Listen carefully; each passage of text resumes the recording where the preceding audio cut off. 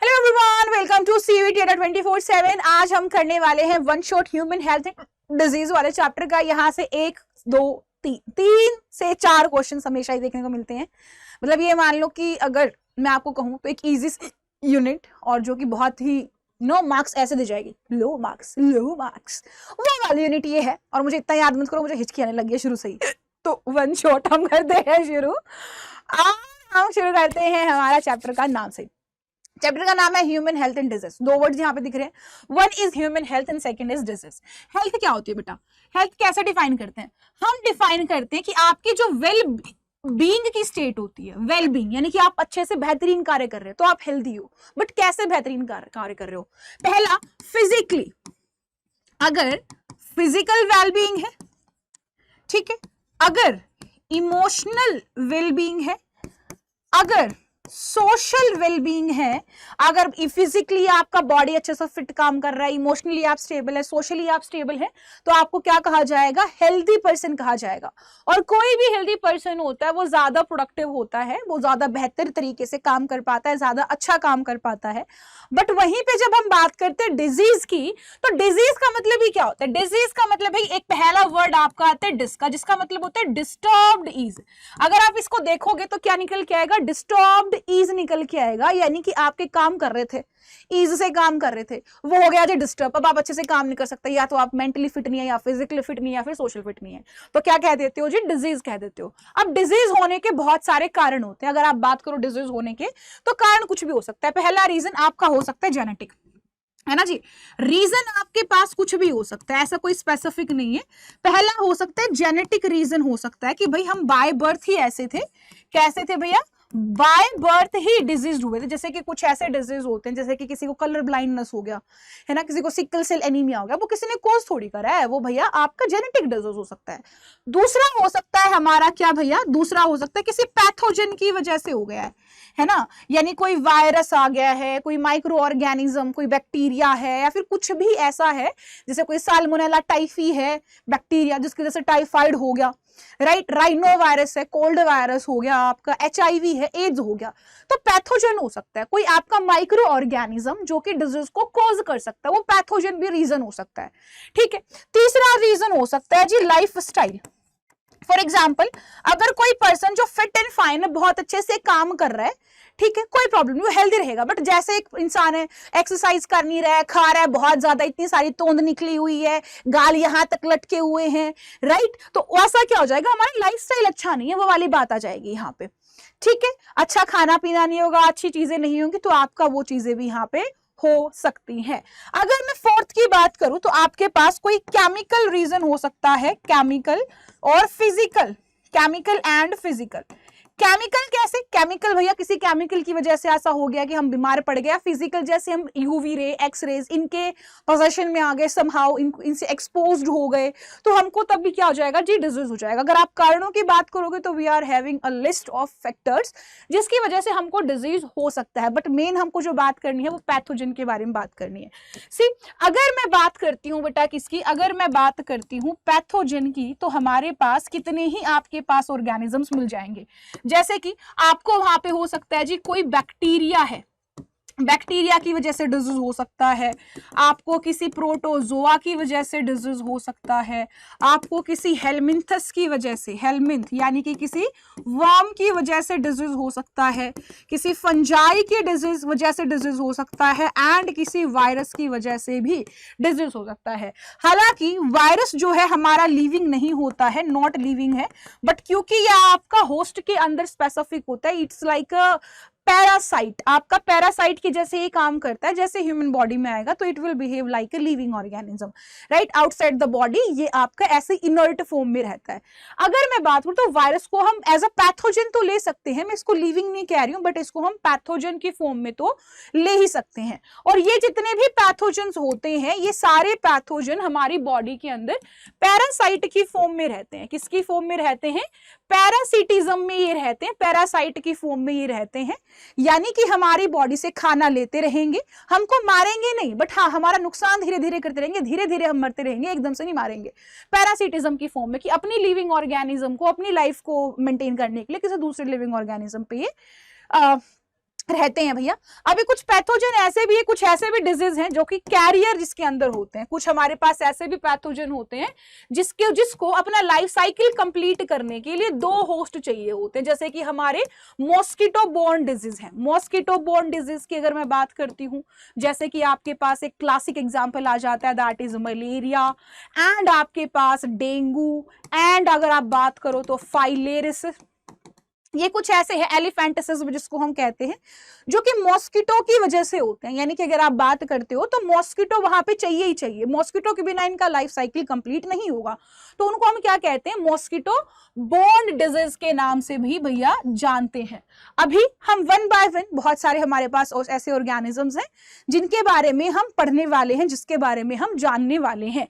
जैसे कि अगर हम शुरू करें तो सबसे पहले आपके पास आएगा क्या, हाँ जी चलो, अच्छा डिजीज के टाइप तो रह गए अगर मैं डिजीज के टाइप भी बता देती हूँ भैया, आपके डिजीज के टाइप देख लो। डिजीज के टाइप कौन से होते हैं, देखो कुछ ऐसे डिजीज हैं, कुछ ऐसे डिजीज हैं। पहला टाइप बेस्ड ऑन टाइम, किसके ऊपर बेस्ड है भैया, बेस्ड ऑन टाइम, कि कितना टाइम हम इन्फेक्टेड रहते हैं। ठीक है, पहला टाइप आता है कि हो सकता है एक आपके पास एक्यूट डिजीज हो और एक हो सकता है आपको क्रोनिक डिजीज हो। एक्यूट डिजीज होता है जो कि बहुत ही स्मॉल स्पैन के लिए होते हैं, मतलब कि कुछ टाइम के लिए, जैसे कि जुकाम हो गया है ना, 1-2 हफ्ते में ठीक हो जाएगा। जैसे किसी को ना कुछ वॉमिट हो रही है, स्टमक पेन हो गया, ये कुछ नॉर्मल, किसी को कॉन्स्टिपेशन हो गया, किसी को स्टूल हो गया, ये कुछ शॉर्ट टाइम के लिए होता है। ऐसा नहीं है कि सालों साल, महीने के महीने, जिंदगी की जिंदगी बीत जाती है, स्मॉल टाइम पीरियड के लिए होते हैं, उसको हम कहते हैं एक्यूट डिजीज। वहीं पे क्रॉनिक डिजीज होते हैं जो आपको लॉन्ग स्पैन के लिए होते हैं और कई बार पूरी जिंदगी भी चली जाती है, जैसे कैंसर हो गया, एड्स हो गई, वो इसके एग्जाम्पल आ जाते हैं, इसमें पूरी जिंदगी चली जाती है। फिर अगर मैं इसकी बात करूं तो दूसरा भी एक हमारे पास टाइप आता है जिसको हम कहते हैं, ये किसके ऊपर बेस्ड होते हैं, बेस्ड ऑन ट्रांसमिशन, कि भैया ये किसी में ट्रांसमिट हो सकते हैं कि नहीं हो सकते हैं। इसके बेस पे भी हम 2 तरीके के डिजीज ले सकते हैं। कौन से भैया, सीधी सी बात है, कोई दिक्कत की बात नहीं। एक आपका हो सकता है इन्फेक्शियस और दूसरा आपका हो सकता है नॉन इन्फेक्शियस।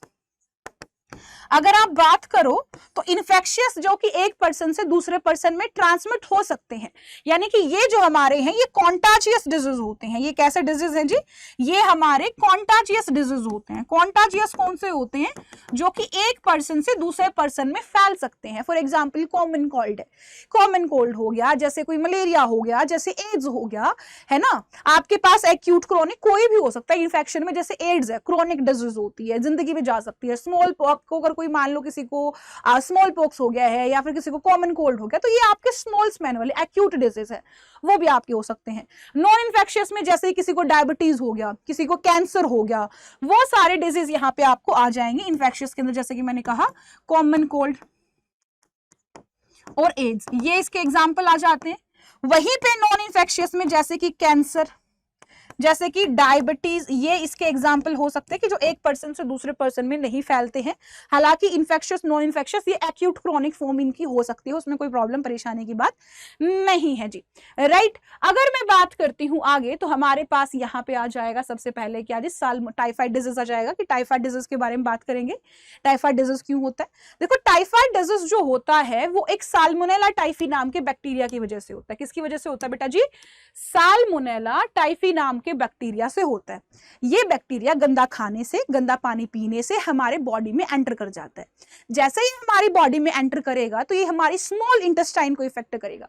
किसको इन्फेक्ट करेगा, हमारी स्मॉल इंटेस्टाइन को ये इन्फेक्ट करेगा। स्मॉल इंटेस्टाइन के अंदर पोर बना देगा, उसके अंदर अल्सर आपके फॉर्म कर देंगे, और कई बार तो इतने तगड़े पोर बना देता है कि जिंदगी भी चली जाती है, मौत भी हो जाती है। ठीक है जी, अब आपको कैसे पता चलेगा कि हाँ जी हाँ टाइफाइड है किसी को, उसके लक्षणों से, सिम्पटम से। सिम्पटम क्या होगा, उसको बहुत ही हाई फीवर होगा, 39 to 40 डिग्री सेल्सियस तक उसको फीवर होगा, उसको कमजोरी महसूस होगी, उसको स्टमक, पेट दर्द होगा, कॉन्स्टिपेशन होगा, सुबह सुबह फ्रेश नहीं हो पाएगा, दरवाजे क्लोग्ड। आगे हेडेक, सिर दर्द रहेगा, भूख नहीं लगेगी, लॉस ऑफ एपेटाइट, भूख नहीं लगेगी। ये सिम्पटम्स है जो कि टाइफाइड के अंदर होते हैं।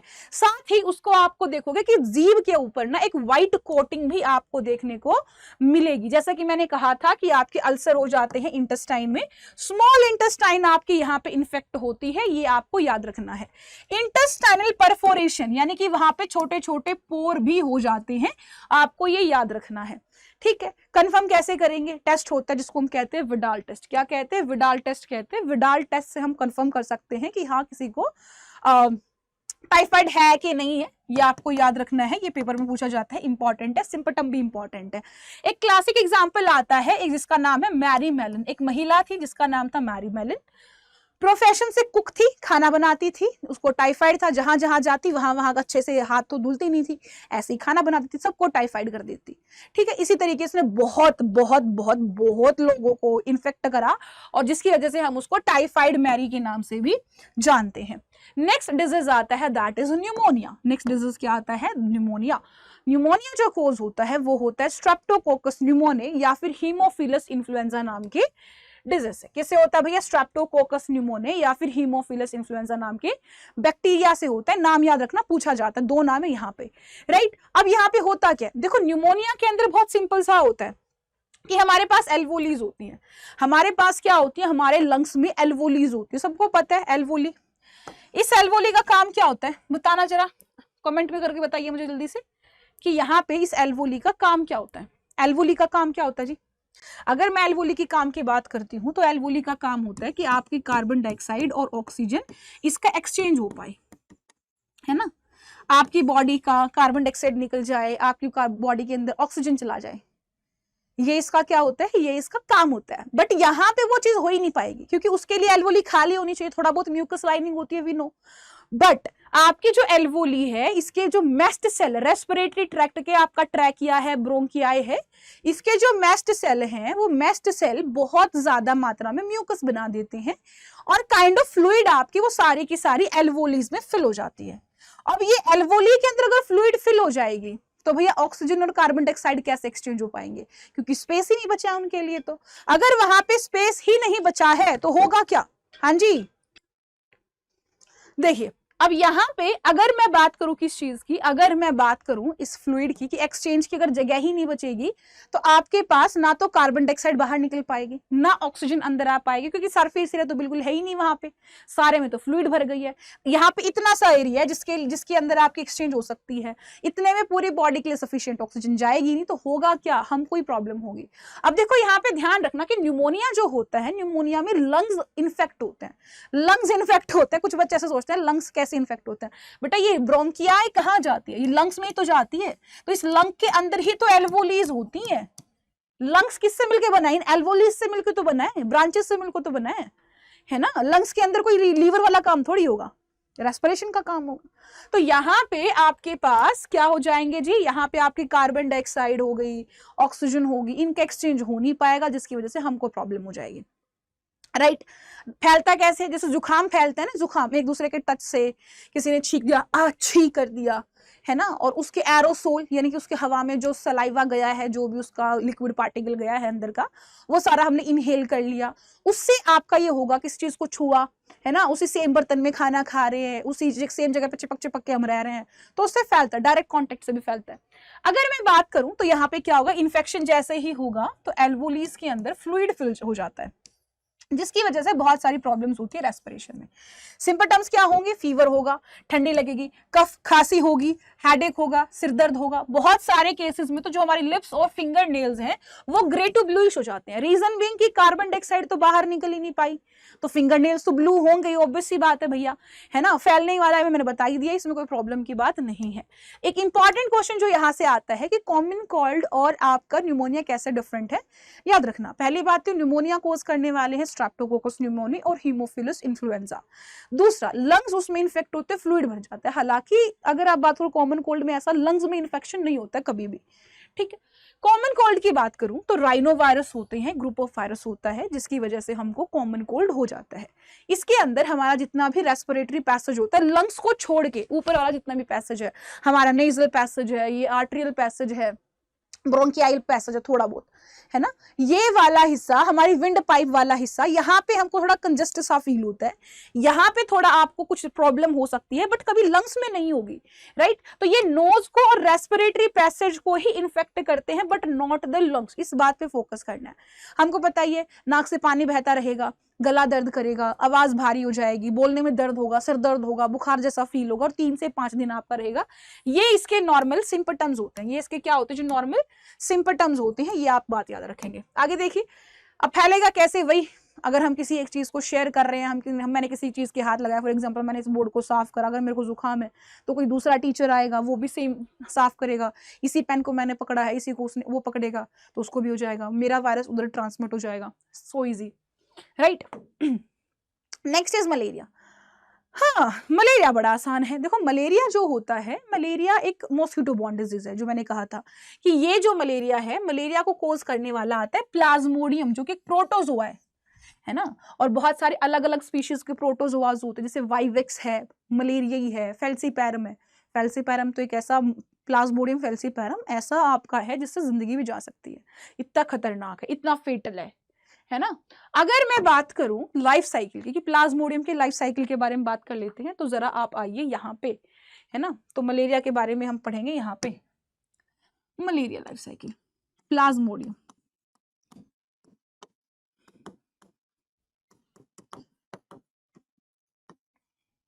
देखो, होता क्या है कि पहले ना एक मच्छरनी होती है, पहले इसके बारे में समझो। प्लाज्मोडियम जो है ना, इसको 2 होस्ट चाहिए। कितनी होस्ट चाहिए? 2 होस्ट चाहिए लाइफ साइकिल को कंप्लीट करने के लिए। क्या करने के लिए? लाइफ साइकिल को कंप्लीट करने के लिए। तो इसीलिए हम इसको बोलते हैं डाइजेनेटिक, ठीक है, कि जिसको 2 होस्ट चाहिए होते हैं अपने लाइफ साइकिल कंप्लीट करने के लिए, उसको हम क्या कहते हैं? डाइजेनेटिक उसको बोलते हैं, ठीक है। अब आगे हमारे पास आते हैं कौन से होस्ट भैया? एक होस्ट तो आता है ह्यूमन। ह्यूमन के अंदर वो आसेक्सुअली रिप्रोड्यूस करती है, आसेक्सुअली रिप्रोड्यूस करती है। दूसरा, गैमीट्स यहां पे बनाएगी, गैमीटोसाइट की फॉर्मेशन भी यही करेगी। दूसरा, एनफ मॉस्किटो। मॉस्किटो जो है वो आपका एनाफिलस होगा, एनाफिलस मॉस्किटो होगा। और कौन सी होगी? फीमेल एनाफिलस होगा। उसके पीछे रीजन है, फीमेल एनाफिलस ही क्यों? क्योंकि फीमेल प्रेग्नेंट होती है, उसको फीमेल जो प्रेग्नेंट होती है तो उसको ना वार्म ब्लड चाहिए होता है वैसे, क्योंकि ये कोल्ड ब्लडेड होता है मॉस्किटो, बट वो वार्म ब्लड चाहिए उसको, ठीक है। तो वार्म ब्लड चाहिए, तो वार्म ब्लड के लिए वो ह्यूमन के ब्लड को काट लेती है, ठीक है। तो मच्छर नहीं होती है, क्योंकि मेल जो होता है ना, मेल हमेशा ही प्लांट सैप के ऊपर डिपेंडेंट होता है, ठीक है। कभी भी मेल मॉस्किटो नहीं खाता है, हमको जो काटता है ना वो मच्छरनियां काटती है। मच्छर तो प्लांट सैप के ऊपर वेजिटेरियन है, प्योर, ठीक है, वो शाकाहारी है शुद्ध। मच्छरनियां होती जो हमको काटती हैं, डांकड़े, है ना। चलिए आगे देखो, अब होता क्या है, देखो पहले एक मॉस्किटो हमको काटती है, मच्छरनी हमको ना बाइट करेगी। जब वो बाइट करेगी तो सीधी सी बात है, उसका सलाइवा कहां जाएगा? उसका जो सलाइवा है वो सलाइवा हमारे ब्लड में जाएगा। सलाइवा कहां जाएगा? ब्लड में जाएगा, ठीक है। उसके सलाइवा के अंदर थे स्पोरोजोइट। क्या थे? स्पोरोजोइट। स्पोरोजोइट जो कि प्लाज्मोडियम की फॉर्म है, ठीक है। ये कहां पहुंच गए जी? ये हमारे पहुंच गए ब्लड के अंदर। सलाइवा यानी स्पोरोजाइट कहां पहुंच गया? मच्छरनी ने काटा और काट के कहां भेज दिया जी? हमारे ब्लड में, ठीक है। हमारे ब्लड से ये जाएंगे लीवर के अंदर, लीवर सेल्स जिसको हम हेपेटोसाइट बोलते हैं ना, हेपेटोसाइट्स में ये जाएंगे। कौन? स्पोरोजाइट, ठीक है। और लीवर के अंदर जब चले जाते हैं तो उसको हम कह देते हैं मीरोजोइट। क्या बोल देते हैं? मीरोजोइट बोल देते हैं, ठीक। लीवर के अंदर ये आसेक्सुअली डिवाइड करेंगे। क्या करेंगे? आसेक्सुअली डिवाइड करेंगे। और जब आसेक्सुअली डिवाइड करेंगे तो एक टाइम पे लीवर सेल रप्चर हो जाएंगे, क्योंकि उसके अंदर जितनी एबिलिटी होगी, देखो एक सेल है, इसके अंदर बार बार प्लाज्मोडियम करे जा रहा है, एसेक्सुअली प्रोड्यूस करे जा रहा है, एक टाइम पे इसकी कैपेसिटी खत्म हो जाएगी ना, तो रप्चर हो जाएंगे। रप्चर हो जाएंगे, जितने भी मीरोसाइट थे वो सारे दोबारा ब्लड में आ जाएंगे, है ना। तो हमारा क्या हो जाएगा जी? ये लीवर सेल, हमारे लीवर सेल रप्चर हो गए, जिसकी वजह से हमारे जो मीरोजोइट है वो दोबारा ब्लड में आ गए। मीरोजोइट हमारे कहां आ गए, दोबारा से ब्लड में आ गए। उसके बाद क्या करेंगे जी, उसके बाद यहां पे सिंपल सी चीज होगी कि ये ब्लड से ना हमारे आरबीसी में जाएंगे। कहां जाएंगे, आरबीसी में। आरबीसी के अंदर भी असेक्सुअली रिप्रोड्यूस करेंगे, इसके अंदर भी क्या करेंगे, असेक्सुअली रिप्रोड्यूस करेंगे। ठीक है, आरबीसी के अंदर भी क्या करेंगे जी, सेक्सुअली रिप्रोड्यूस करेंगे। क्लियर बात है। यहां पे आपके मीरोजाइट जब आएंगे तो याद रखना कि इनकी भी एक कैपेसिटी होगी, इनकी भी क्या होगी जी, एक कैपेसिटी होगी। लीवर सेल की भी एक कैपेसिटी होगी, डिवाइड कर रहे हैं, एक टाइम पे रप्चर हो जाएगा वो भी, है ना। बट यहां पे जब ये रप्चर होता है, आरबीसी जब रप्चर होता है तो वहां पे केमिकल रिलीज करता है जिसको हम कहते हैं हेमेजोइन। क्या कहते हैं, हेमेजोइन कह देते हैं। हेमेजोइन, जिसकी वजह से हमको ठंडी आती है, हमको फीवर आता है ना, वो हेमेजोइन की वजह से आता है। केमिकल जो हेमेजोइन होता है, इंपॉर्टेंट है, नाम याद रखना। अब दूसरा, यहां पे आपके पास जो आएंगे गैमेटोसाइट आएंगे, क्योंकि आरबीसी के अंदर असेक्सुअली रिप्रोड्यूस हो रहा था, एज वेल एज गैमेटोसाइट भी फॉर्म हो रहे थे।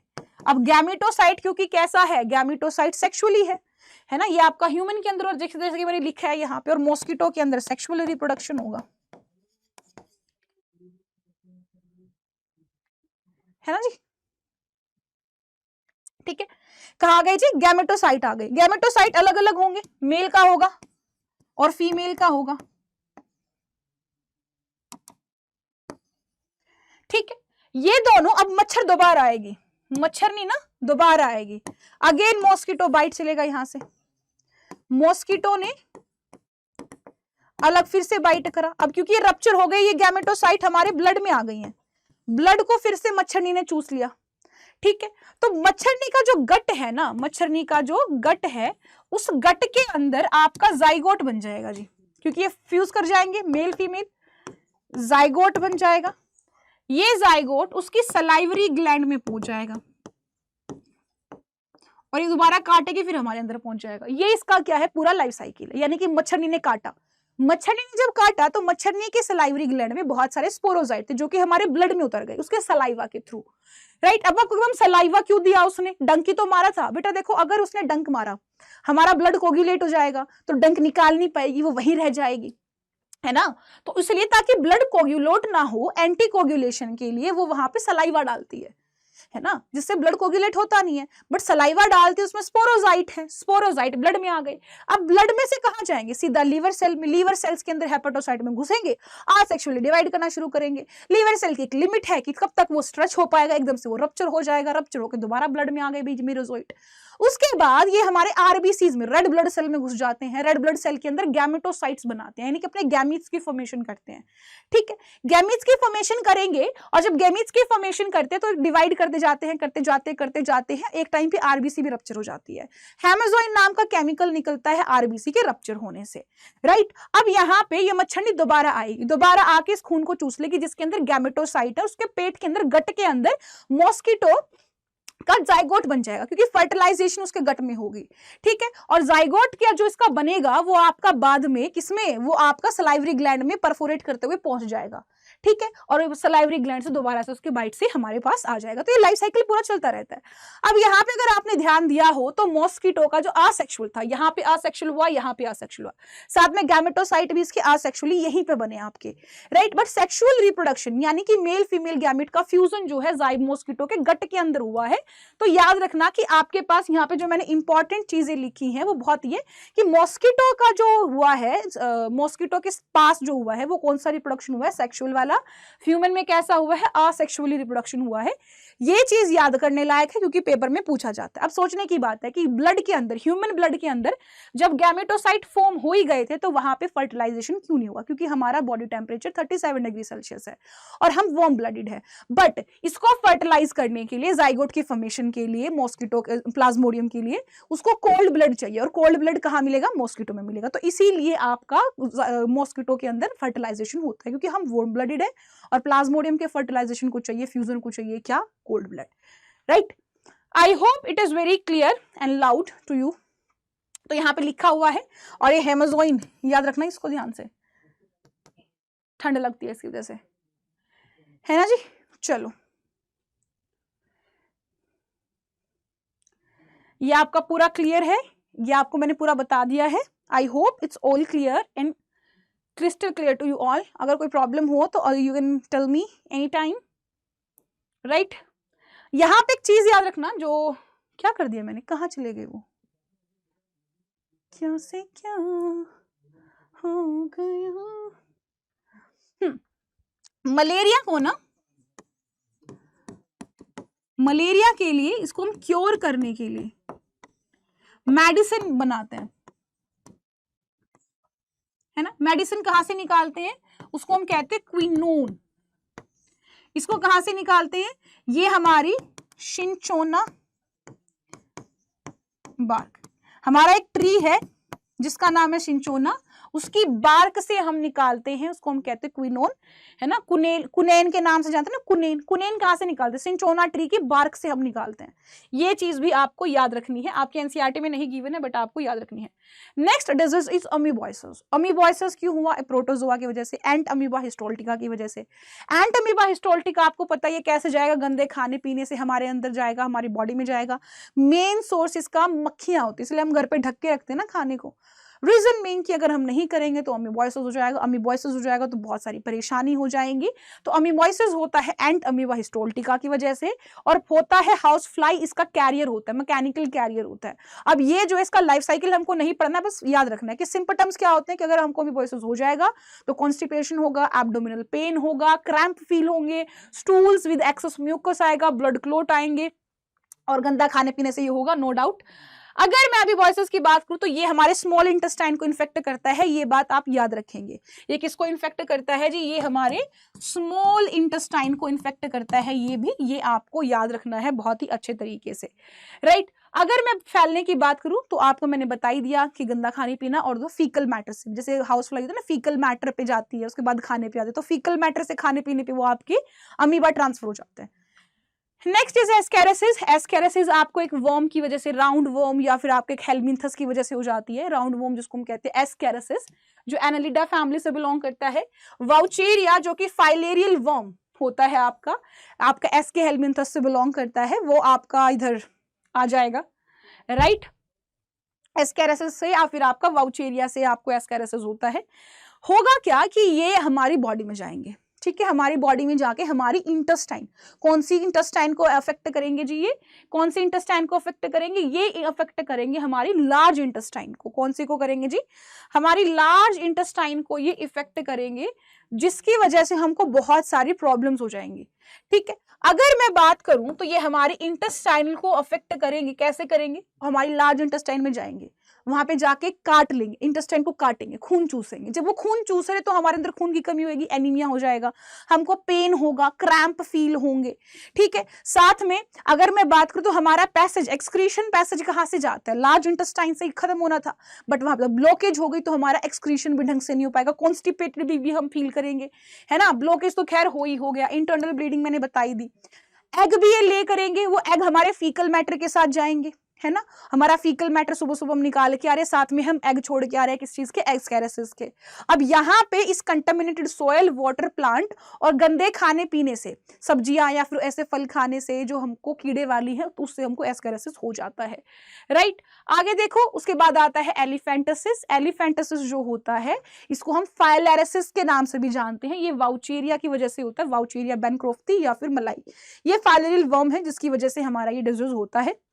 यहाँ पे क्या होता है कि हमारे पास लिम्फेटिक वेसल्स होते हैं। देखो हमारे पास दो तरीके का सर्कुलेटरी सिस्टम होता है, एक ब्लड वाला, एक लिम्फेटिक वाला। अगर हमारे पास लिम्फेटिक वेसल नहीं होगा, सर्कुलेटरी सिस्टम नहीं होगा, तो हमारा 24 घंटे भी नहीं रह पाएंगे, क्योंकि कैपिलरीज के थ्रू ना बहुत सारा ब्लड का प्लाज्मा निकल जाता है, उस प्लाज्मा को वापस ब्लड में फेंकने का काम करता है लिम्फेटिक सिस्टम, राइट। और लिम्फेटिक सिस्टम साथ में हमारी और भी बहुत सारी हेल्प करता है। अगर सोचो लिम्फेटिक सिस्टम उसको वापस से कैपिलरी में फेंकने की बजाय एक पैर के अंदर बहुत सारा लिम्फ भर रहा है, जिसकी वजह से हमको बहुत सारी इन्फ्लामेशन होगी, बहुत सारी हमको क्या होगी जी, हमको इन्फ्लामेशन के साथ साथ स्वेलिंग भी हो जाएगी। और ये क्यों हो गई? क्योंकि हमारी बॉडी में घुस गया वाउचेरिया, राइट, जिसकी वजह से हमारी लोअर लिम्स जो होती हैं वो स्वेलो हो जाती हैं और आपकी जेनाइटल ऑर्गन भी कई बार हमको अफेक्ट होते हुए दिख जाते हैं। एक हेल्दी पर्सन से दूसरे पर्सन में जाएगा किससे? मॉस्किटो से जाएगा। और यहाँ पे जो फीमेल मॉस्किटो हमारी होगी कौन सी वाली होगी? क्यूलेक्स होगी। देखो हमारे नॉर्मली होते हैं एडिस मच्छर हो गया, एनाफिलस हो गया, क्यूलेक्स हो गया, बट एलिफेंटसिस आपका क्यूलेक्स से जाएगा, ये आप याद रखेंगे, राइट। कुछ ऐसा आपको दिखाई पड़ता है अगर किसी को एलिफेंटसिस हो जाता है तो। हाँ जी, चलिए नेक्स्ट इज रिंगवॉर्म। रिंगवॉर्म होता है फंजाई की वजह से। 3 आपके जेनराज है, microsporum, Trichophyton, Epidermophyton. Microsporum, Trichophyton, Epidermophyton, ये 3 ऐसे फंजाई के जेनराज हैं जिसकी वजह से हमको रिंगवॉर्म हो जाता है, जो कि कुछ ऐसा हमको दिखाई देता है जिसकी वजह से हमारी स्किन जो है ड्राई सी नजर आएगी, स्केली, कुछ लेसन्स इसके ऊपर हमको नजर आएंगे, राइट, हमको पैची नजर आएगी। और जहाँ पे खुजली बहुत ज्यादा होती है, जनरली वहां पे होती है जहाँ पे ना ये नमी हो।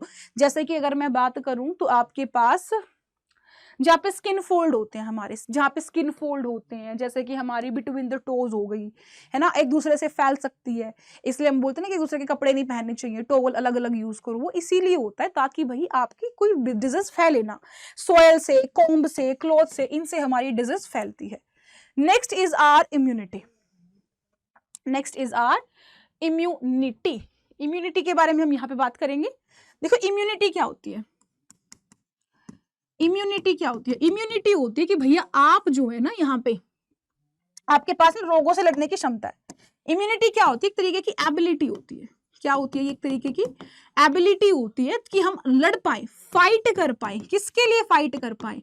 हम आपके पैथोजन के अगेंस्ट फाइट कर पाए, हम किस अपनी आप बॉडी को डिजीज ना होने दे, अपनी बॉडी को सेफ रखें। इस चीज की एबिलिटी को हम क्या कहते हैं? इम्यूनिटी कहते हैं, राइट। चलिए इम्यूनिटी की अगर मैं बात करूं तो ये हमारे पास 2 तरीके की होती है इम्यूनिटी। एक तो होती है हमारी इनेट, एक इम्यूनिटी होती है जिसको हम कहते हैं इनेट। इनेट इम्यूनिटी होती है जो हमारे पास बाय बर्थ होती है, यानी जब हम पैदा होते हैं तो हमारे पास वो होती ही होती है, बाय बर्थ होती है। एक होती है जिसको हम कहते हैं एक्वायर्ड, एक्वायर्ड या फिर अडेप्टिव बोलते हैं, जिसको हम टाइम के साथ अडेप्ट भी कर देते हैं, ठीक है। अब मैं अगर इनकी बात करती हूं तो यहाँ पे 1 बाय 1 इनके बारे में जानेंगे, 1 बाय 1 इनके बारे में हम जानेंगे कि इम्यूनेट इम्यूनिटी जो कि मैंने कहा कि ये हमारे पास बाय बर्थ होती है। अब देखो बाय बर्थ तो है बट वो कोई स्पेसिफिक नहीं है। ध्यान देने लायक बात क्या है कि ये आपकी नॉन स्पेसिफिक होती है बेटा। ये कैसी होती है? आपकी नॉन स्पेसिफिक है, ठीक है। ये कैसी है? नॉन स्पेसिफिक है, कोई स्पेसिफिसिटी नहीं है इसके लिए कि भैया हाँ ये स्पेसिफिक है, इसी रोग के लिए है ये नहीं। कोई भी पैथोजन आओ, हर पैथोजन को प्रिवेंट करने में ये हेल्प करेगी, राइट। नॉन स्पेसिफिक है और बाय बर्थ से हमारे पास ये है। और अलग अलग तरीके से हमको ये दी जाती है, जैसे कि 4 तरीके की होती है इनेट, physical, physiological, cellular and cytokinin, ठीक है जी। अब अगर मैं बात करूं 1 बाय 1 तो पहले आएगी फिजिकल। फिजिकल होती है जैसे कि हमारी स्किन होगी, skin is a physical barrier, ठीक है। जैसे हमारे रेस्पिरेटरी पैसेज है, गैस्ट्रो इंटेस्टाइनल पैसेज है, डाइजेस्टिव वाला, यूरोजेनाइटल है जहां से हमारा वजाइना वगैरह, वहां पे ना लिक्विड फ्लूइड होता है, एक म्यूकस की लेयर आपकी होती है, मेस्ट सेल्स होते हैं जो कि म्यूकस को सिक्रीट करते हैं। वो क्यों होती है म्यूकस? सो दैट कि कोई माइक्रोब आए तो उसको हम ट्रैप कर पाए। फॉर एग्जाम्पल हमारी नाक में चूहे बनते हैं, है ना, नाक में चूहे बनते हैं, क्यों बनते हैं? म्यूकस होता है, डस्ट पार्टिकल जाते हैं या तो हेयर्स की वजह से फिल्टर हो जाते हैं, फिर म्यूकस से साथ चिपक जाते हैं, कन्वर्ट हो जाते हैं, किसमें? चूहों में कन्वर्ट हो जाते हैं। तो वो क्या है? फिजिकल बैरियर है। Next is physiological. फिजियोलॉजिकल में जहां पे कोई ऑर्गन एक्टिविटी कर रहा होता है, जहां पे कोई ऑर्गन सिक्रीशन कर रहा होता है, जैसे कि उसने सलाइवा है, हमारे सलाइवरी ग्लैंड ने सिक्रीट कर दिया, आईज ने टीयर्स कर दिए, है ना, स्टमक में HCl आ गया ऑक्सिंटिक सेल्स की वजह से। अब यहाँ पे ये सारे के सारे के पास एक कॉमन फीचर है, दैट इज कि सभी के सभी प्रिवेंट कर रहे हैं माइक्रोबियल ग्रोथ को। और अगर आप सलाइवा की और अगर बात करो टीयर्स की तो लाइजोसोम्स इनके पास है ना जी, लाइजोसोम्स इनके पास है और लाइजोसोम से आपकी माइक्रोबियल ग्रोथ की प्रिवेंशन होती है। ये बात भी हमको अच्छे से पता है। सेलुलर बैरियर यानी कि हमारी बॉडी के अंदर बेटा बहुत सारे कुछ ऐसे सेल्स होते हैं जो कि हेल्प करते हैं इस चीज में। जैसे कि अगर आप इसको समझो, तो आप कुछ इस तरीके से समझो कि सेल की मैं किसकी बात कर रही हूँ? WBC की बात कर रही हूँ। मैं बात कर रही हूँ ब्लड में। ब्लड में आइए, ब्लड में होती हैं दो चीजें, एक होता है प्लाज्मा, एक होती है सेल्स। सेल्स भी फर्दर ऑन तीन तरीके के, एक होती है आरबीसी जिसको इरिथ्रोसाइट कहते हैं, प्लेटलेट्स बोलते हैं, और तीसरा आपके पास होते हैं ल्यूकोसाइट, या फिर हम उसको WBC के नाम से जानते हैं, व्हाइट ब्लड सेल के नाम से जानते हैं, राइट। तो यहाँ पे जो व्हाइट ब्लड सेल है इनकी बात मैं यहाँ पे पर्टिकुलरली आपसे कर रही हूं, ठीक है। तो हम इन्हीं के बारे में बात करते हैं। तो देखो जो WBC है ना, ये भी फर्दर ऑन दो टाइप की है, एक इधर और एक इधर। एक होती है अग्रैन्युलोसाइट वाली जिसके अंदर, एक होती है ग्रैन्युलोसाइट वाली। ग्रैन्युलोसाइट वाले के अंदर एक केमिकल होता है जिसकी वजह से इसको स्पेशल बनाता है। अग्रैन्युलोसाइट में जैसे कि आपके पास आ जाएगा क्या, जैसे कि आपके पास आ जाएगा जी लिम्फोसाइट, लिम्फोसाइट, जैसे कि आपके पास आ गया मोनोसाइट, ठीक। यहां पे जैसे आपके पास आ गया बेजोफिल, जैसे यहां पे आ गया आपके पास इज़्नोफिल, तीसरा आपके पास आ गया न्यूट्रोफिल, ठीक है। अगर आप इन तीनों की बात करते हो तो इसको हम एक नाम देते हैं, इसको हम कहते हैं PMNL,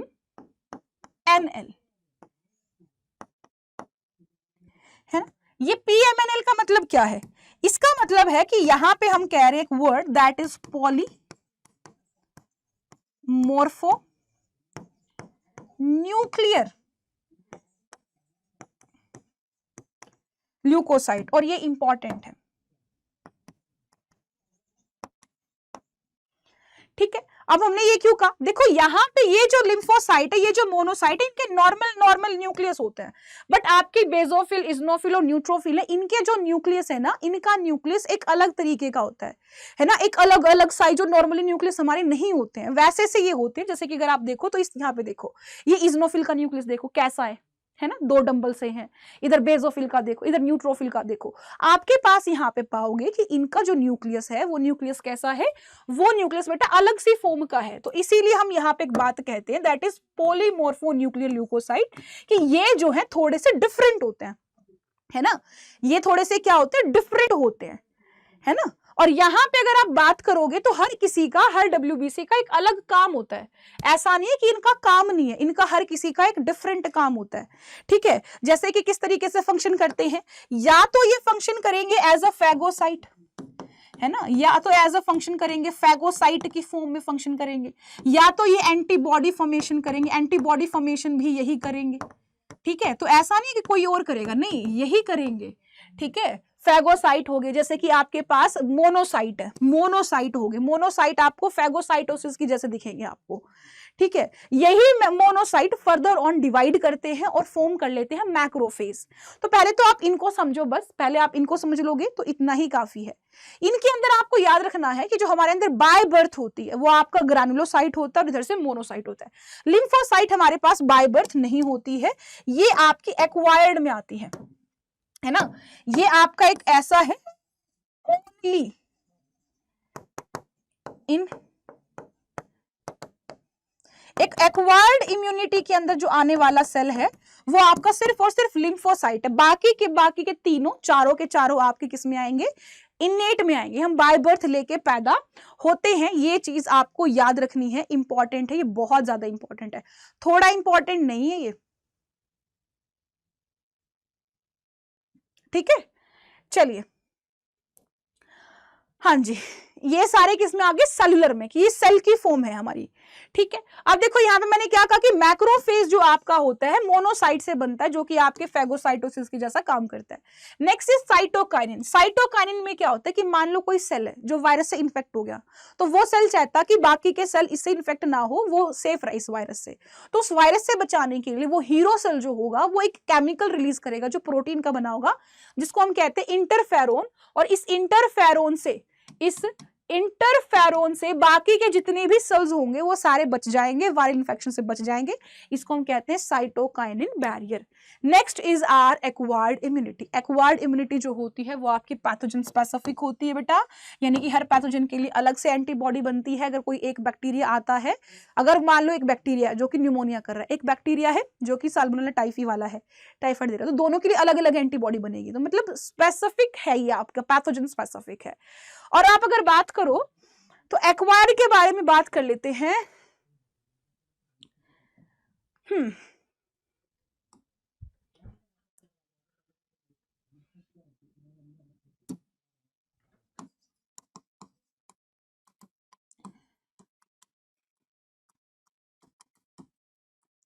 एक्वायर्ड इम्यूनिटी भी बेटा दो तरीके की होती है, यानी कि हम इसको बाहर से लेते हैं, राइट, बाहर से लेते हैं, ठीक है, कुछ स्टिमुलस, आउटर इन्वायरमेंटल स्टिमुलस की वजह से हमारी बॉडी में आती है।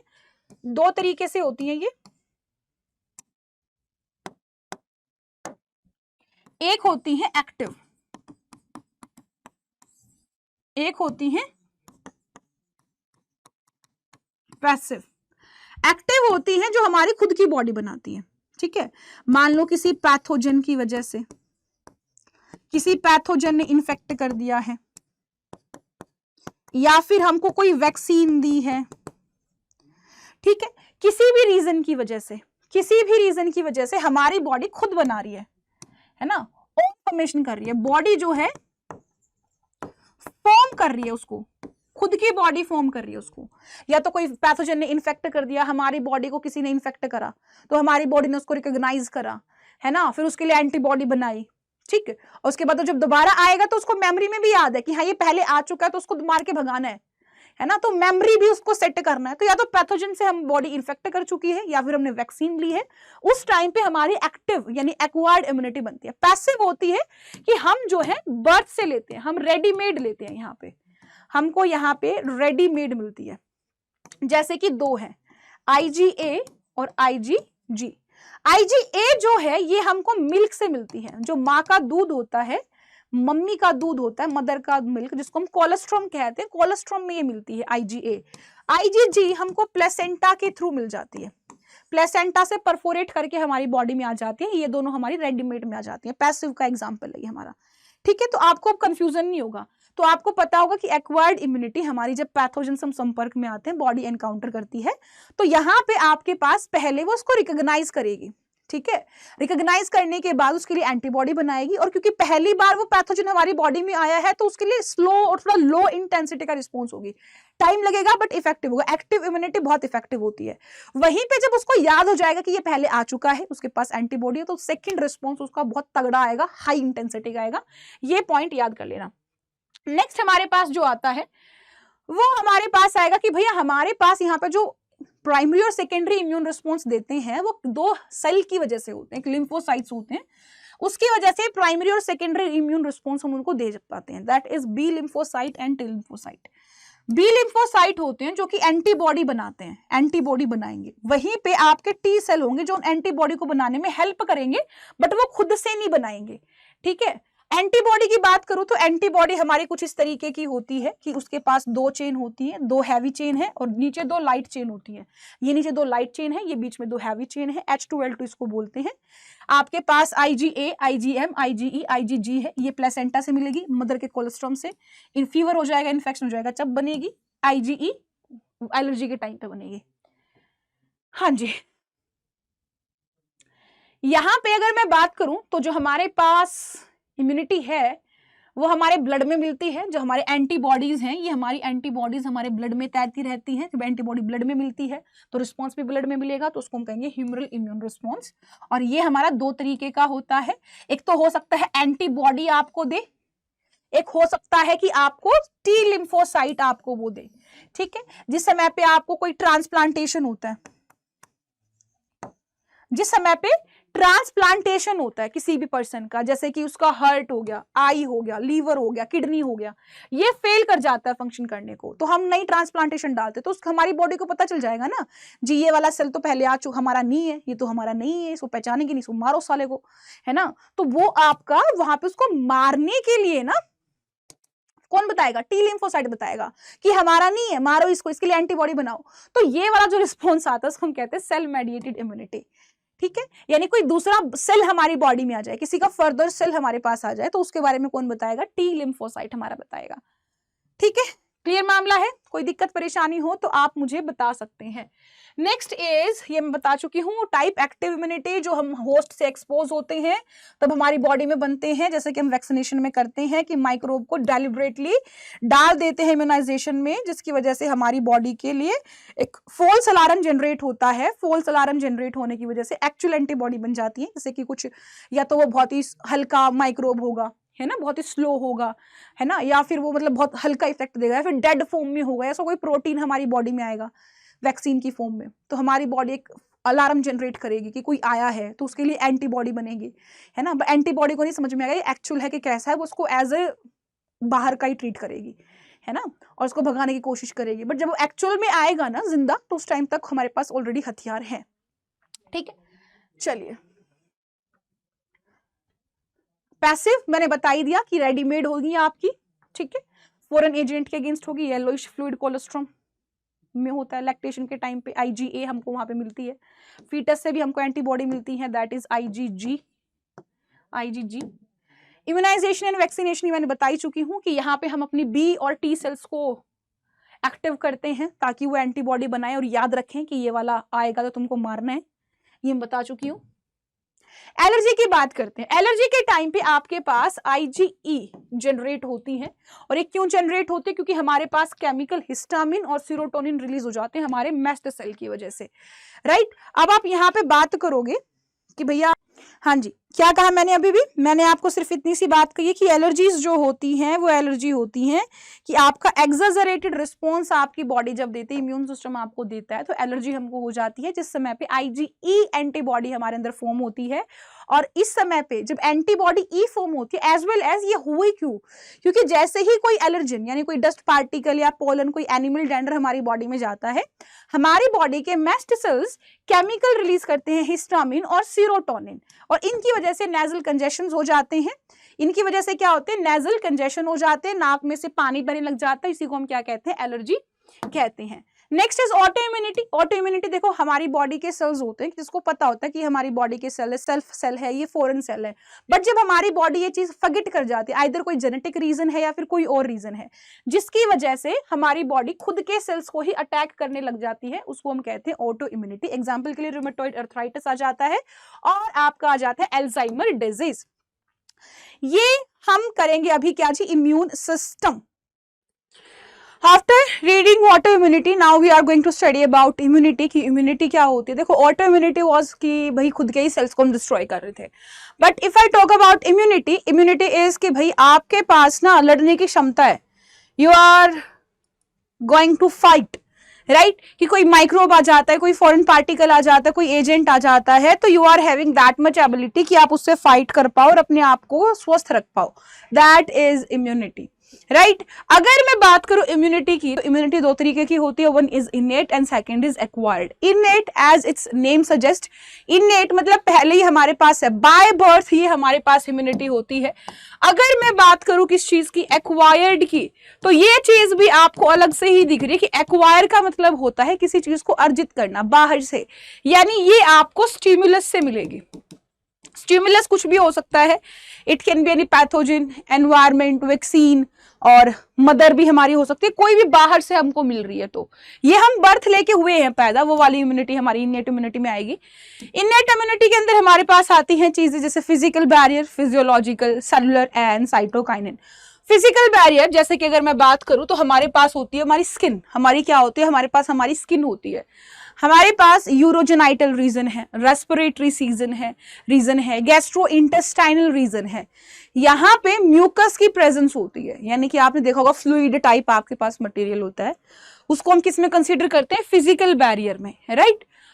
फिजियोलॉजिकल, लाइक हमारी बॉडी कोई एक्टिविटी कर रही है, फॉर एग्जाम्पल हमारे माउथ में कोई एंजाइम है, टीयर्स हैं उसमें लाइजोजाइम्स हैं, स्टमक में HCl है, तो वो हमारा फिजियोलॉजिकल होता है कि वो बॉडी में बनते हैं, है ना। एक तो बॉडी में पहले प्रेजेंट है, जैसे स्किन है, स्किन बनेगी नहीं ना ऐसे बस है, है ना।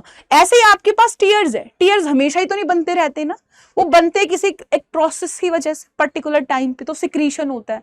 तो फिजियोलॉजिकल में नॉर्मली कोई बॉडी एक्टिविटी होती है, उसकी सिक्रीशन से आपका आएगा, तो फिजियोलॉजिकल बैरियर आपका ये हो जाएगा। सेलुलर, सेलुलर में हमारे पास आते हैं WBC टाइप सेल्स, जैसे कि आपको पता होगा हमारे पास WBC होते हैं, लिम्फोसाइट, बेसोफिल, न्यूट्रोफिल, इजनोफिल और मोनोसाइट, राइट। इसके अंदर lymphocyte, B lymphocyte, T lymphocyte, ये हमारे इम्यून सिस्टम में बड़ी हेल्प करते हैं। इसके साथ साथ आपके ये बेसोफिल, न्यूट्रोफिल और इजनोफिल, इन तीन के लिए हम एक नाम देते हैं पॉलीमोर्फो न्यूक्लियर ल्यूकोसाइट, हम इसको बोलते हैं, है ना। क्योंकि इनका आप न्यूक्लियस देखोगे तो आप इनकी शेप देखो, न्यूक्लियस की अजीब अजीब सी है ना, नॉर्मल न्यूक्लियस से थोड़ी डिफरेंट है, तो इसको हम कहते हैं पॉलीमोर्फो न्यूक्लियर ल्यूकोसाइट। इन तीनों के लिए हम बात कर रहे हैं, राइट। इसके अलावा मोनोसाइट्स हमारे पास होते हैं, मोनोसाइट से आपके मैक्रोफेज बनते हैं, डेंड्रियाट्स बनते हैं, और वो जो मैक्रोफेज हैं ये आपके टिश्यू रेजिडेंशियल होते हैं, मतलब जैसे कि लीवर है, लीवर में कूफर सेल होते हैं, दे आर मैक्रोफेज, और वो आपके मोनोसाइट की फॉर्म है। मोनोसाइट आगे फर्दर ऑन डिफरेंशिएट होती है मैक्रोफेज में, राइट। साइटोकाइनिन क्या होता है, देखो फॉर एग्जांपल कोई सेल है, उस सेल को वायरस ने समहाउ अटैक कर दिया है, इन्फेक्ट कर दिया है, अब वो सेल चाहेगा कि वो तो इन्फेक्ट हो गया है, पर बाकी के जो सेल्स हैं वो इन्फेक्ट ना हो, तो वो वहां से क्या करेगा, वो वहां पे एक प्रोटीन रिलीज करेगा, that is called interferon protein. वो इंटरफेरोन प्रोटीन रिलीज करेगा सो दैट ये इंटरफेरोन बाकी के नॉर्मल सेल्स को बचा ले, इसको हम कहते हैं साइटोकाइनिन बैरियर। आगे है एक्वायर्ड इम्यूनिटी। एक्वायर यानी जो हम बाहर से एक्वायर करेंगे, जैसे फॉर एग्जांपल कोई पैथोजन हमारी बॉडी में आता है पहली बार, है ना, उसके लिए हमारी बॉडी एंटीबॉडी बनाएगी, फिर वो नेक्स्ट टाइम आएगा तो हमारी बॉडी के पास पहले एंटीबॉडी है, वो उसको भगा देगी। इनिशियली जब वो पहली बार बॉडी में आता है तो बॉडी रिकॉग्नाइज करती है, तो एक स्लो और लो इंटेंसिटी का रिस्पॉन्स दिया जाता है ना, बट वहीं पे उसी को हम प्राइमरी रिस्पॉन्स भी कहते हैं जो पहली बार दिया जाता है। बट वही पैथोजन हमारी बॉडी में दोबारा से अंदर से आ जाए, दोबारा आए, तो पहले ही हमारे पास एंटीबॉडी है तो वो बड़ा ही स्ट्रॉन्ग, यानी सेकेंडरी या फिर जो आपका एनमेंस्टिक रिस्पॉन्स उसको हम कहते हैं, तो दोबारा वाला होता है वो बड़ा हाई होता है, ठीक है। अब यहाँ पे हमारी बॉडी उसके लिए क्या बना लेती है, मेमोरी भी बना लेती है। हमारे पास बी लिम्फोसाइट, टी लिम्फोसाइट से, बी लिम्फोसाइट हमारे प्रोटीन की एक फैक्ट्री बनाते हैं, दैट इज कॉल्ड एंटीबॉडी बनाएंगे, और टी लिम्फोसाइट उनको हेल्प करेंगे वो एंटीबॉडी बनाने में और मेमोरी बनाने में। एंटीबॉडी की बात करूं तो एंटीबॉडी कुछ ऐसी होती है, ऐसी, जिसके अंदर दो तो बड़ी चेन होती है, दो बड़ी चेन होती है और दो उसकी लाइट चेन होती है, ठीक है। और ये हमारी क्या होती है जी, एंटीबॉडी होती है, ठीक है। इसको हम H2, ये H है, हम हैवी है, ये हमारी L है, H2L2, इसको हम बोलेंगे H2L2। एंटीबॉडी हमारी होती है, अलग अलग तरीके की होती है, जैसे IgA, ये हमको हमारी मदर के कोलेस्ट्रॉम से मिलती है। IgM, ये इन्फेक्शन हो जाए तो हमारी बॉडी में बनता है। IgE, एलर्जी हो जाए तो बॉडी में बनेगा। IgG, ये हमको कब बनता है, हमारी मदर के प्लेसेंटा से हमको मिलेगा, यानी IgA और IgG ये हमको हमारी मदर से मिलता है, ठीक है। आगे देखो, because these antibody are found in blood, ये एंटीबॉडी हमको कहाँ मिलती है, हमारे ब्लड में मिलती है, तो ये रिस्पॉन्स भी ब्लड में ही होता है, तो उसको हम कहते हैं ह्यूमरल इम्यून रिस्पॉन्स। ये हमारे ब्लड में ही फ्लोट करती रहेंगी, ऐसा तो है नहीं लीवर वीवर में जाके बैठ जाएंगे, है ना। और ये जो हमारी इम्यूनिटी है यहाँ पे, ये हमारी जो एंटीबॉडी बना रही है, इसको हम कहते हैं एंटीबॉडी मेडिएटेड इम्यूनिटी सिस्टम। ये हमारा एक्वायर्ड वाला रिस्पॉन्स है, दो तरीके से होता है, या तो एंटीबॉडी मेडिएटेड होगा कि एंटीबॉडी की फॉर्मेशन होगी, दूसरा होगा सेल मेडिएटेड, जहां पे हमारे टी लिम्फोसाइट एक्टिव होते हैं, ठीक है। टी लिम्फोसाइट कब एक्टिव होते हैं, जब आपका मान लो कोई ट्रांसप्लांटेशन कर रहे हैं, किसी किडनी का, लीवर का, या फिर किसी हार्ट, आई का ट्रांसप्लांटेशन करते हैं, तो हमारी बॉडी की जो टी लिम्फोसाइट्स हैं वो एक्टिव हो जाते हैं और वो पहचान लेते हैं कि ये सेल हमारा नहीं है, ये ऑर्गन हमारा नहीं है, तो उसको हम कहते हैं सेल मेडिएटेड इम्यून रिस्पॉन्स। तो सबसे पहले जब ट्रांसप्लांटेशन होता है, कोई बॉडी ऑर्गन बाहर का आता है, जैसे ट्रांसप्लांटेशन में होता है, तो वहां पे लिम्फोसाइट आपके एक्टिव होते हैं, उसको हम कहते हैं सेल मेडिएटेड इम्यूनिटी, राइट। आगे चले, एक्टिव इम्यूनिटी और पैसिव इम्यूनिटी। एक्टिव इम्यूनिटी होती है जो हमारी बॉडी में बनती है, सिंपल एज दैट। एक्टिव जो हमारी बॉडी में बनेगी, जैसे पैथोजन आया, एंटीबॉडी बनी, that is active immunity, right. जैसे कि वैक्सीन दी जाती है, वैक्सीन क्यों दी जाती है, वैक्सीन देने का कारण ही ये होता है कि हमारी बॉडी में एंटीबॉडी बन जाए, खुद से बॉडी बनाएगी। पैसिव इम्यूनिटी जहां पे हमको रेडीमेड एंटीबॉडी मिलती हैं, जैसे आईजीए और आईजीजी, ये दो हमको रेडीमेड मिलती है, एक मम्मी के मिल्क से आईजीए, आईजीजी मदर की प्लेसेंटा से, राइट, ये आपको याद रखनी है। Then vaccination and immunisation, vaccination आपको पता होगा कि हम वैक्सीन देते हैं, कोई भी इनएक्टिव या फिर वीक पैथोजन देते हैं, बॉडी में इंट्रोड्यूस करते हैं, सो दैट हमारी बॉडी एक फेक अलार्म समझ के उसको क्या कर ले, एक्वायर कर ले, एंटीबॉडी बना दे और उसको भगा दे और उसकी मेमोरी भी बना ले। एलर्जी होता है, एलर्जी होता है कि जब आप किसी चीज का बढ़ा चढ़ा के रिस्पॉन्स देते हो, that is called allergy. Exaggerated response of immune system is called allergy, उसको हम क्या कहेंगे, एलर्जी कहेंगे। जैसे कोई भी चीज है जिसकी वजह से एलर्जी हो रही है, उसको एलर्जन कहेंगे। Agent of allergy is called anagen. जैसे कि आपकी धूल, मिट्टी, पोलन ग्रेन है, ये सारी क्या है, एलर्जन होते हैं, ठीक है। और एलर्जन जब होता है तो वहां पे आईजीई टाइप की एंटीबॉडी बनती है, ठीक है। और वहां पे अगर मैं बात करूं, वहां पे अगर मैं बात करूं तो आपके पास कुछ केमिकल्स रिलीज होते हैं, जैसे कि हिस्टामिन है, जैसे कि सीरोटोनिन है, जो कि आपके मेस्ट सेल्स होते हैं वहां से रिलीज होते हैं। म्यूकस भी तो मेस्ट सेल रिलीज करते हैं, तो वही मेस्ट सेल आपके दो केमिकल यानी कि हार्मोन्स रिलीज करते हैं, one is histamine, second is serotonin, ये आपके रिलीज किए जाते हैं, राइट। आगे आता है हमारा ऑटो इम्यूनिटी। ऑटो इम्यूनिटी जैसे कि मैं पहले भी बता चुकी हूँ आपको कि ऑटो इम्यूनिटी होता है जहां पे मेमोरी बेस्ड एक्वायर्ड इम्यूनिटी हमारी आती है। हाई वर्टिब्रेट्स में ये हमारा नॉर्मली होता है, ठीक है, कि सेल्फ सेल जो हमारे होते हैं, सेल्फ सेल ही खुद को मारने लग जाते हैं, राइट, खुद के सेल्स को मारने लग जाते हैं, मतलब उसको पता ही नहीं होता कि किसको मारना है किसको नहीं मारना है ना, तो खुद के सेल्स को मारते रहते हैं, that is auto immunity, right. जैसे आर्थराइटिस हो गया, इन सब के अंदर आता है। अगर मैं बात करूं इम्यून सिस्टम की, तो इम्यून सिस्टम में हमारे पास होता है कि भाई कौन से ऑर्गन्स इन्वॉल्व्ड है। तो इम्यून सिस्टम में हमारे पास बहुत सारे ऑर्गन्स होते हैं, जैसे कि लिम्फॉइड्स हैं, टिश्यूज, हमारे कुछ सेल्स हैं। तो हमारे पास दो तरीके के इम्यून सिस्टम होते हैं, one is primary and second is secondary lymphoid organ.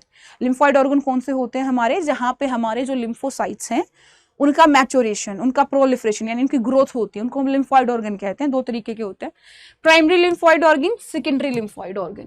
अगर मैं बात करूं प्राइमरी लिम्फॉइड ऑर्गन की, तो ऑर्गन जहां पे आपके इमेच्योर लिम्फोसाइट मैच्योर होते हैं, एंटीजन स्पेसिफिक लिम्फोसाइट आपके जहां पे बनते हैं, प्राइमरी में आपके आते हैं बोन मैरो और थाइमस, यहाँ पे आपके लिम्फोसाइट्स बनते हैं और एंटीजन स्पेसिफिक होता है कि भाई तेरे को धूल के लिए रिएक्ट करना है, तेरे को डस्ट के लिए, पोलन के लिए रिएक्ट करना है, तेरे को बैक्टीरिया के लिए रिएक्ट करना है, इस वाले बैक्टीरिया के लिए रिएक्ट करना है, ऐसे वो स्पेसिफिक हो जाते हैं, है ना। अगर मैं बात करूं, ये आपका बोन मैरो होता है, बोन के बीचों बीच hollow cavity, that is bone marrow and thymus. Thymus ऐसी ग्लैंड है जो हमारी, जैसे जैसे हम एज करते हैं ना, जैसे जैसे एज होती जाती है, ये डिजेनरेट होती जाती है, खत्म होती जाती है, नष्ट होती जाती है, छोटी होती जाएगी। सेकेंडरी में हमारे पास बाकी आ जाएंगे, जहां पे अगर हम बात करें तो यहाँ पे ये वो ऑर्गन्स होते हैं जहां पे लिम्फोसाइट एंटीजन के साथ इंटरेक्ट करेंगे। देखो प्राइमरी कौन से थे, जो एंटीजन स्पेसिफिक बना रहे थे, इंटरेक्शन नहीं थी, वो मैच्योर हो रहे थे। पर आपके सेकेंडरी वो होते हैं जहां पे हमारी वो रिएक्शन करेंगे, अटैक करेंगे एंटीजन पे, जैसे कि लिम्फ नोड, स्पीलेन, टॉन्सिल्स, है ना। स्पीलेन हमारा जहाँ पे फैगोसाइट और लिम्फोसाइट्स में हमारे फिल्टर के जैसे ही काम करता है, हमारे ब्लड में कोई माइक्रोब है तो उसको फिल्टर करने का काम, साथ में हमारे इरिथ्रोसाइट यानी कि आरबीसी को स्टोर करने का काम ये करता है, एज अ ब्लड बैंक इसको हम बोलते हैं। लिम्फ नोड्स छोटे छोटे सॉलिड स्ट्रक्चर्स होते हैं लिम्फेटिक सिस्टम में, जो कि हमारे माइक्रोब्स को ट्रैप करते हैं, हमारी बॉडी में एंटर करते हैं तब, और इम्यून रिस्पॉन्स जो हमारा यहाँ से प्रोड्यूस होगा वो हमारा कहाँ से होगा जी, लिम्फोसाइट्स के थ्रू होगा। अगर मैं बात करूँ आगे, तो ये हमारा स्पीलिन है, ये हमारा लिम्फ है, और ये हमारा नेक्स्ट इज माल्ट। माल्ट इसकी जहां पे हमारे लिम्फोइड टिश्यू म्यूकस लाइनिंग के साथ जहां पे रहते हैं, जैसे यूरोजेनाइटल है, डाइजेस्टिव है, रेस्पिरेटरी है, तो वो जो म्यूकस वाला पार्ट है that is called MALT, mucus associated lymphoid tissues, जहां पे 50% ऑफ लिम्फोइड टिश्यूज हमारे बॉडी का माल्ट में ही प्रेजेंट होता है। आगे हम बात करेंगे किसकी, आगे हम बात करेंगे इम्यून सेल कैसे फंक्शन करता है। पहले किसी भी एंटीजन को रिकॉग्नाइज करेगा, देन रिएक्ट करेगा, रेगुलेशन करेगा बॉडी फंक्शंस की, और उसके बाद वो रिमेंबर रखेगा कि दोबारा नहीं आना चाहिए। ओके, तो अगर मैं बात करूं हमारे नेक्स्ट डिजीज की, दैट इज एड्स। अच्छा, एड्स जो है ना, एड्स का फुल फॉर्म होता है एक्वायर्ड इम्यूनोडेफिशिएंसी सिंड्रोम। सिंड्रोम का मतलब होता है बहुत सारे सिम्पटम एक ही जैसे, और ये होता है एक वायरस की वजह से जिसको हम कहते हैं HIV virus, human immuno deficient virus, यानी कि जो एक्वायर्ड हमारी इम्यूनिटी होती है उसको कम करने का ये काम करता है। और पहली बार 1981 में रिपोर्ट किया गया था, उससे बहुत सारी डेथ होती है। जिसको भी एड्स हो जाता है उसकी जो एक्वायर्ड करने वाले जो एक एक्वायर्ड इम्यूनिटी होती है ना, वो वाली कम हो जाती है। ट्रांसमिशन होता है कैसे? कोई टच से, इन्फेक्टेड पर्सन से कोई टच करेंगे तब, कंटामिनेटेड ब्लड ट्रांसफ्यूज कर देंगे तब, इन्फेक्टेड नीडल्स यूज करेंगे, किसी को पहले ही एड्स है उसको यूज किया, फिर नॉर्मल पर्सन ने यूज किया तब, मदर से पहुंच जाएगा प्लेसेंटा से। तो ये उसके है भैया कि कैसे कैसे वो फैल सकता है। अब वायरस की बात करते हैं, तो जैसे कि मैंने कहा कि जो वायरस है, वायरस इज HIV। कौन सा है? HIV। HIV वायरस का एक पैटर्न चलता है। वायरस ना किस तरीके से काम करता है, वायरस ना नॉर्मल, देखो ये वायरस है ना, ये उसका कैप्सिड है, प्रोटीन कोट मान लो उसको, है ना, या फिर तुम इसको बहुत सिंपल से फॉर्म में इसको रखते हैं। वायरस कौन सा है हमारा? HIV है। हमारे पास कैप्सिड होता है बाहर, ये क्या है? कैप्सिड। और इसके अंदर होता है RNA। ये हमारा वायरस है। कौन सा वायरस है? HIV का वायरस है, कुछ ऐसा ही होता है। इसके बाहर एक एनवेलप होता है, इसके बाहर एक एनवेलप होता है। इस एनवेलप में ग्लाइकोप्रोटीन्स के स्पाइक होते हैं। अब ये करते क्या है, आप एक बार इसको समझिए। कोई भी वायरस, चाहे HIV हो चाहे वो कैसे, वो सेम तरीके से काम करेगा। ये पहले किसी सेल के अंदर घुसता है, तो मान लो ये सेल का क्या है? खुद का DNA है। ये वायरस अपना RNA इस सेल के अंदर डाल देगा। ये RNA आपका इसके साथ, ये जो इसका जीनोमिक DNA है, इसके साथ अटैच करेगा और यहाँ पे बहुत सारे कैप्सिड बना लेगा, और उस कैप्सिड में बाद में बहुत सारा RNA भी बना लेगा। तो सीधी सी बात क्या है कि कोई भी वायरस, आपने 11वीं क्लास में लाइटिक या फिर लाइसोजेनिक साइकिल पढ़ा होगा, जहां पे कोई भी वायरस किसी भी सेल में घुस जाता है, उसका RNA घुसता है, RNA उसके जीनोमिक DNA के साथ अटैच करेगा, जीनोमिक DNA जो उस बॉडी को कंट्रोल कर रहा है, और खुद ही वो पूरा टेक ओवर कर लेगा, राइट। जब पूरा टेक ओवर उसका हो जाएगा तो वो अपने लिए कैप्सिड बनाएगा और साथ में फिर अपना RNA बनाएगा, आपस में फिट हो जाएंगे, और ये आपके पास ऐसे ऐसे बहुत सारे वायरस पार्टिकल्स यहाँ पे बन जाएंगे, है ना। इसी तरीके से काम आपका कौन करेगा? ये करेगा। तो यहाँ पे आप एक वायरस की फोटो देखिए कैसा होता है कि ये उसका एनवेलप होता है, HIV का एनवेलप, ये कैप्सिड जो प्रोटीन का बना हुआ है, ये वहां पे RNA है, ये उसके पास 3 एंजाइम्स होते हैं जो वहां पे हेल्प करेंगे, ये इसके ग्लाइकोप्रोटीन है जो बाइंडिंग साइट्स के लिए जरूरी होते हैं, इनके बारे में यहाँ पे लिखा हुआ है, तो कोई दिक्कत परेशानी की बात नहीं है। अगर मैं बात करूं मैकेनिज्म की, तो मैकेनिज्म में क्या होता है? आपकी 7 स्टेजेस होती है। पहले बाइंडिंग, फ्यूजन। बाइंडिंग में जहां पे RNA DNA जो है, वायरस जो है सेल के साथ बाइंड करेगा, उसके बाद RNA को सेल में भेज देगा, होस्ट में भेज देगा, ये उसका फ्यूजन हो जाएगा। अब क्योंकि RNA को DNA में बनाना है, तो उसके लिए एंजाइम आता है जो कि RNA DNA वायरस के पास ही होता है, रिवर्स ट्रांसक्रिप्टेज। वो रिवर्स ट्रांसक्रिप्शन में RNA से DNA बन जाएगा। इंटीग्रेशन में जो मेन DNA है उस सेल का, उसके साथ वो DNA अटैच कर जाएगा, अपनी कॉपी बनाएगा, रेप्लिकेशन होगा। असेंबली करेगा यानी कि खुद के बहुत सारे कैप्सिड्स बनाएगा, और बडिंग वो बना के निकल जाएगा।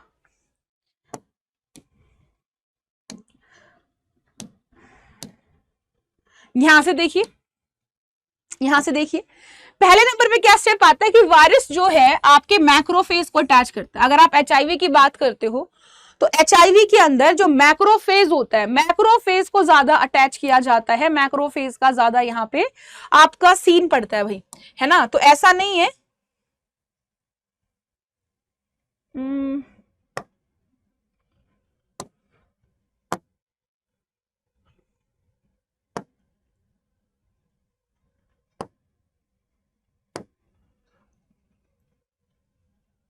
एक बार आप यहां से देखिए, आपको क्लियर दिखेगा।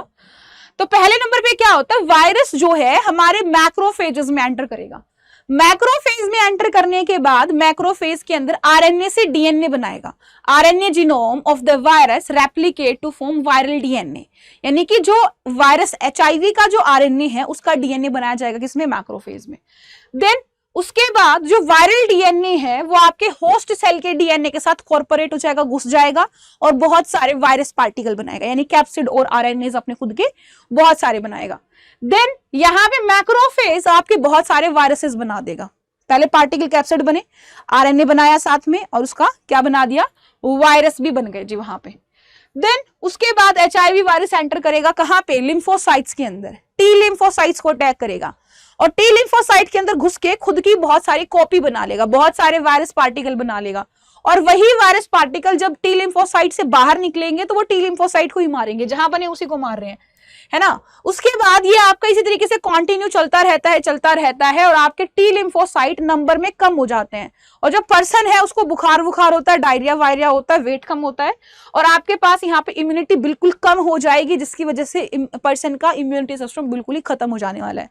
तो ये आपके क्या था, ये आपका भैया सीधा सा मैकेनिज्म था, ठीक है। तो अगर मैं मैकेनिज्म की मैं बात करूं तो यहाँ पे आपको एक चीज दिखी होगी कि हमारे पास सबसे पहले एचआईवी वायरस आता है।